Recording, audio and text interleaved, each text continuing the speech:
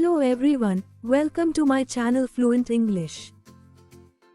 ಇವತ್ತು ನಾವು ದಿನನಿತ್ಯ ಉಪಯೋಗಿಸುವ ಇಂಗ್ಲಿಷ್ ವೊಕ್ಯಾಬ್ಯುಲರಿಯನ್ನು ಕಲಿಯೋಣ. ನೆಗ್ಲಿಜೆನ್ಸ್, ನಿರ್ಲಕ್ಷ್ಯ. His negligence caused the accident. ಆತನ ನಿರ್ಲಕ್ಷ್ಯವೇ ಅಪಘಾತಕ್ಕೆ ಕಾರಣವಾಗಿತ್ತು. The doctor was sued for negligence. ನಿರ್ಲಕ್ಷ್ಯಕ್ಕಾಗಿ ವೈದ್ಯರ ಮೇಲೆ ಮೊಕದ್ದಮೆ ಹೂಡಲಾಯಿತು. She lost her job due to negligence. ನಿರ್ಲಕ್ಷ್ಯದಿಂದಾಗಿ ಆಕೆ ತನ್ನ ಕೆಲಸವನ್ನು ಕಳೆದುಕೊಂಡಳು. Stubborn, ಹಠಮಾರಿ. He is stubborn and won't change his mind. ಅವನು ಹಠಮಾರಿಯಾಗಿದ್ದಾನೆ ಮತ್ತು ತನ್ನ ಮನಸ್ಸನ್ನು ಬದಲಾಯಿಸುವುದಿಲ್ಲ. She is stubborn but very determined.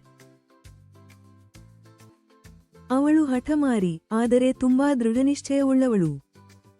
Don't be stubborn, try to be flexible. ಹಠ ಮಾಡಬೇಡ, ಹೊಂದಿಕೊಳ್ಳಲು ಪ್ರಯತ್ನಿಸು. Upbringing, ಪಾಲನೆ. Good upbringing helps children succeed.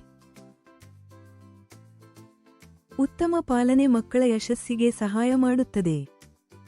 Her upbringing was full of love and care. ಅವಳ ಪಾಲನೆ ಪ್ರೀತಿ ಮತ್ತು ಕಾಳಜಿಯಿಂದ ತುಂಬಿತ್ತು. She grew up in a strict upbringing. ಅವಳು ಕಟ್ಟುನಿಟ್ಟಾದ ಪಾಲನೆಯಲ್ಲಿ ಬೆಳೆದಳು.